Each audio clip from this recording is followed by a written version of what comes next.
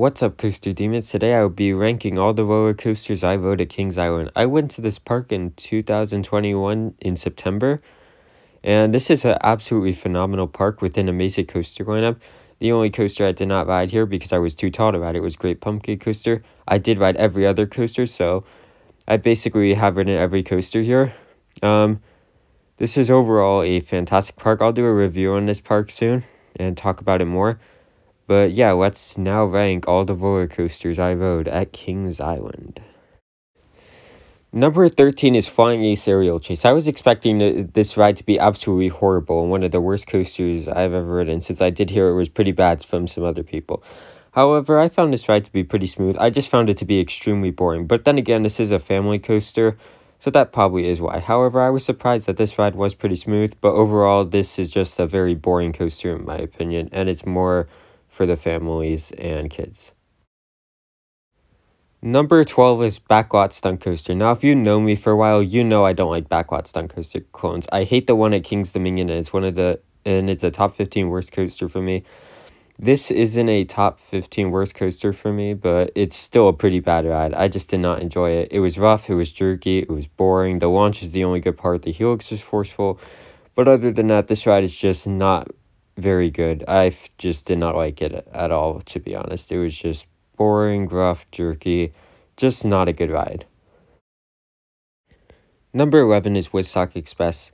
This is a decent family wooden coaster with some solid moments of floater airtime. The floater airtime is weak, but you still get some good moments of floater airtime. And since this ride does have buzz bars, you are able to get some decent floater airtime on it.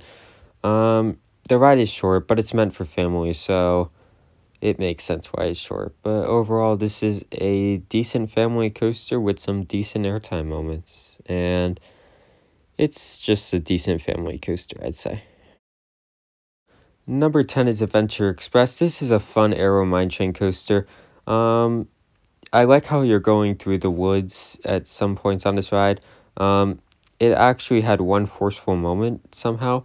And it actually, for some reason, felt fast-paced at one moment during the ride, and I don't know how, but it kind of did. Also, at the end of the ride, there's this weird tunnel, like during the final chain lift, that leads you back up to the station with these weird moving statues and stuff.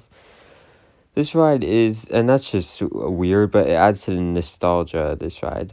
This is just a fun aero mine train. Number 9 is the Bat. This is a fun aero suspended coaster. This ride was actually pretty forceful. The ride has decent pace, actually pretty good pacing. The whip it has, like the way it swings, is actually decently aggressive. I overall actually really did enjoy this ride. I thought this was a very fun coaster. The swinging was great. The ride had some good positives. The drop actually gave some good airtime. I sat in the back row and I got some good airtime on the drop on this. And I also like how you're like going through the woods on this ride, like you're swinging through the woods. This is just overall a very fun coaster that I really did like. It was just overall a very fun coaster.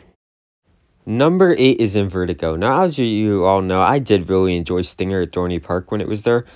And I really did enjoy this ride too. I found this to be a bit better than Stinger. Although it was a bit rougher, I found this ride to be more intense than Stinger. And it also, for some reason, felt more whippy.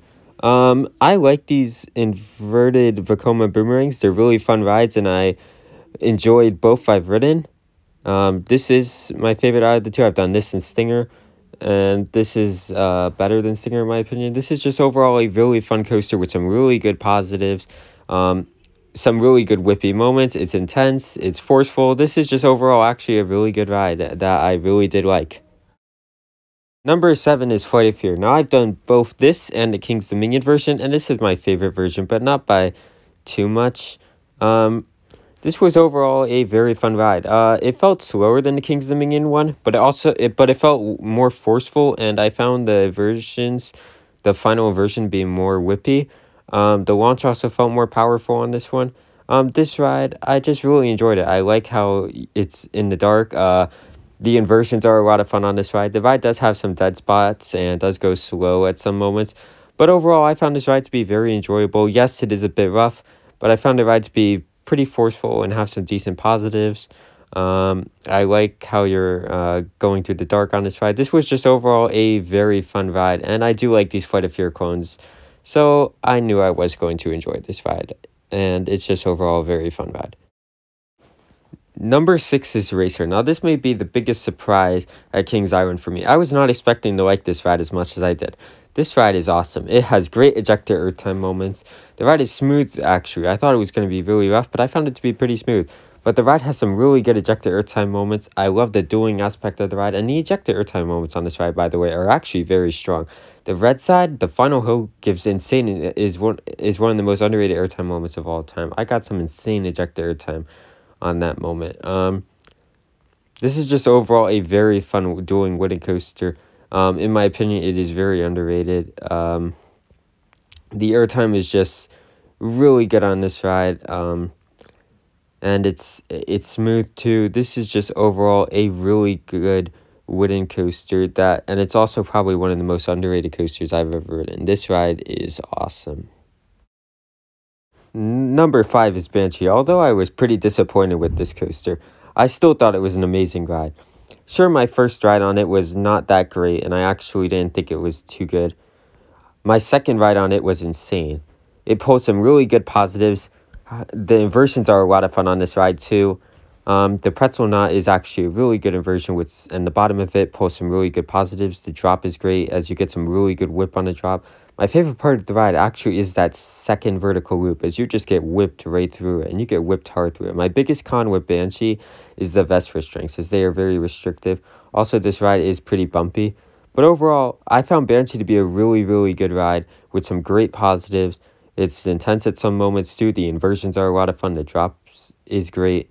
This was just overall a great inverted coaster that you should check out. Definitely check out when you go to Kings Island. This may be a low tier invert for me, but I still did really enjoy it. Number 4 is the Beast. This was also a big surprise for me. Just watching POV before I rode this, I thought this ride looked boring and just rough. However, when I got off it, I was shocked. This ride is insane.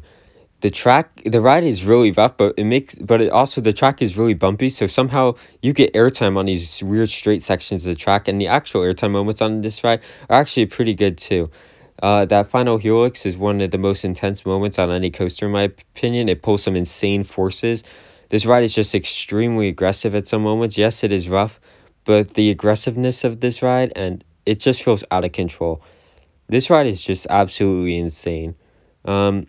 This is actually currently a top 25 coaster for me. It's my number 25 at the moment, actually. This is just overall an insane wooden coaster. It deserves the praise it gets. Some people hate it, but I know a lot of people do really like this ride, and I can see why. I didn't even get a night ride on this ride. I got a daytime ride on this ride, and I still found it to be absolutely insane. Beast is just overall an absolutely amazing wooden coaster, and I really, really liked it. And that helix at the end of the ride is one of the most insane elements you'll ever experience on any coaster. Trust me, it is insane. Overall, Beast is just an absolutely amazing wooden coaster that you have to check out when you go to Kings Island.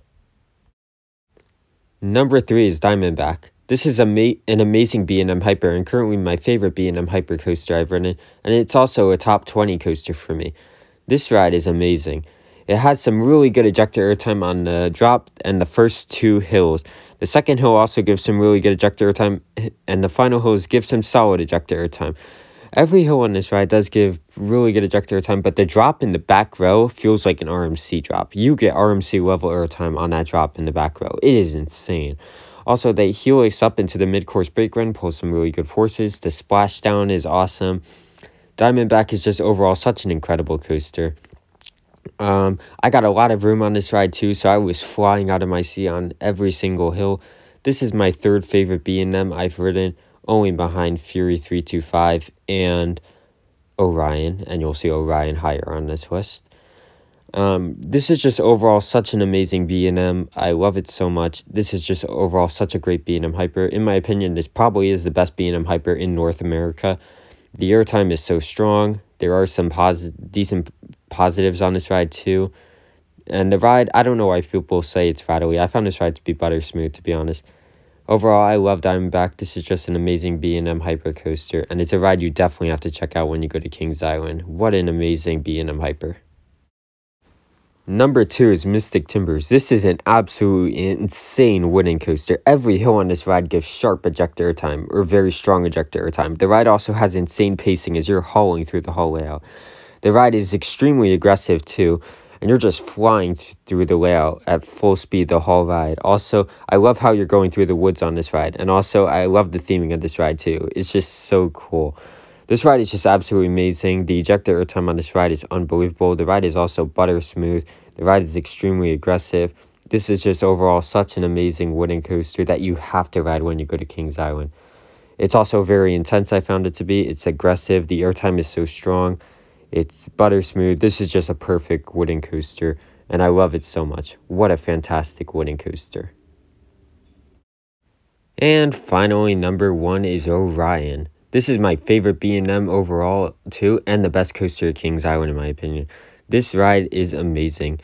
In the front row, you get ejector airtime on every single airtime moment.